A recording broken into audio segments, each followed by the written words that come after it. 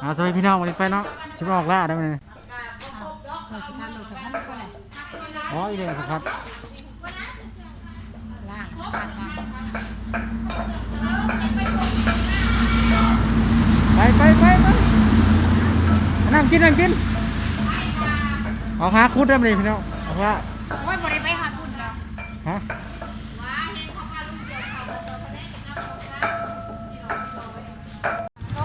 ไปกันเลยนะพี่น้องเดินทางกันไป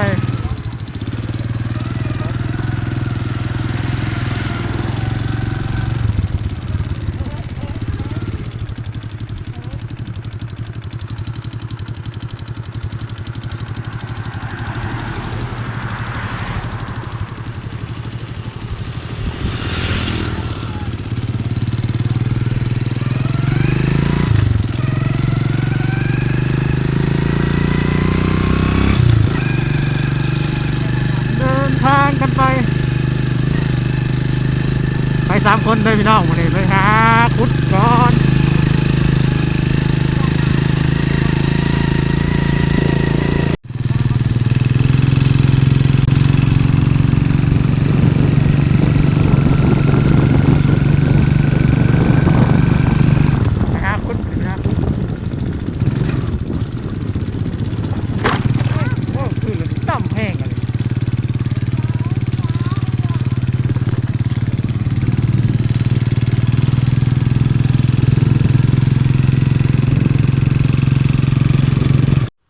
พี่น้องวันนี้ครับก็มาหอดป่าเลยนะ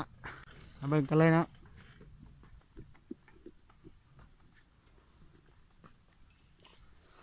โอ้หนทาง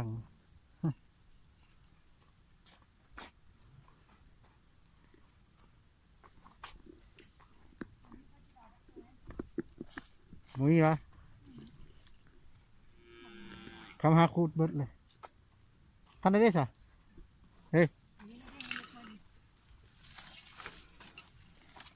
เลิกแล้วจ้ะเลิกแล้วผมจะนี่อุ้ยเสียงไปเลยนะเขาถอนหน้าไปยืมเชียงเขาอยู่นะมีเสียงไปเชียงอ้ายได้ดีนะข้าวที่หน้ามันมีคนกินแล้วต้องห้ามบอลซูมนี่มันซูมบอลเสียมกับมันเป็นตาดิเสียมนี่ได้ยินอยู่บ่เนาะ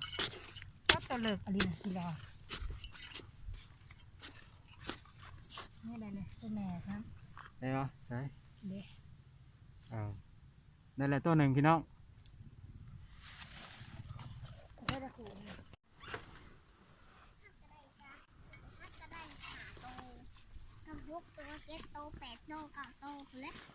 เฮ้ยโตแล้วเฮ้ยพนักงานหักได้ตัวนี้อันเถอะตัวแม่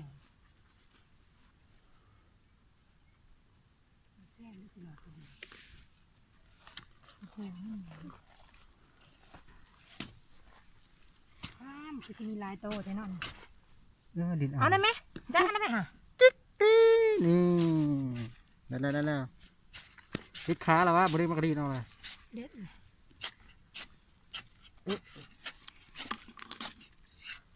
มันมี3 ขวดใช่ไหมเฮ้ยยังอ่ะใช่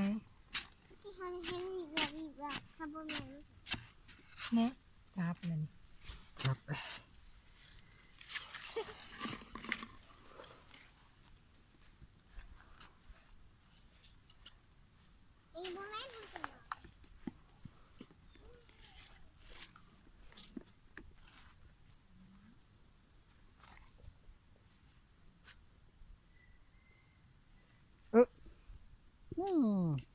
เข่าซื้อ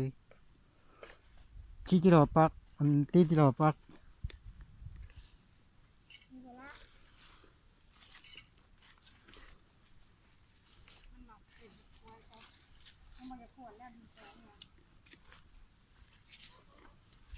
ไปกันต่อ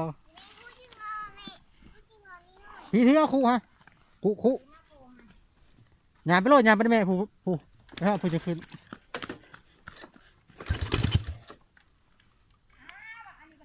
เ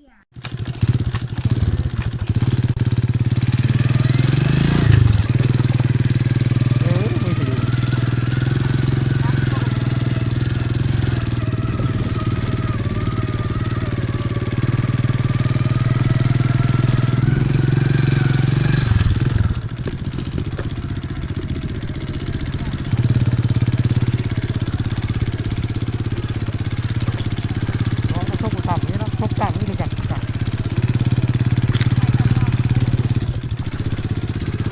เอารถใหม่มาก็ดิยิง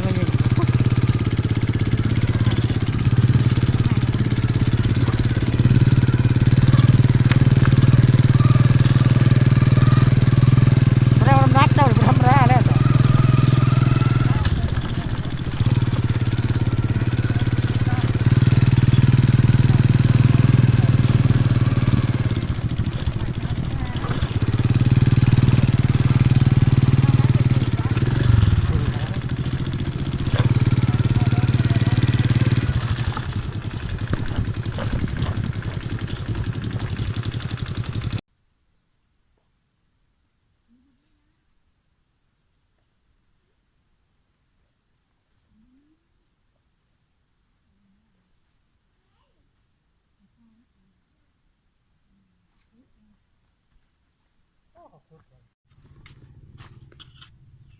ใครมา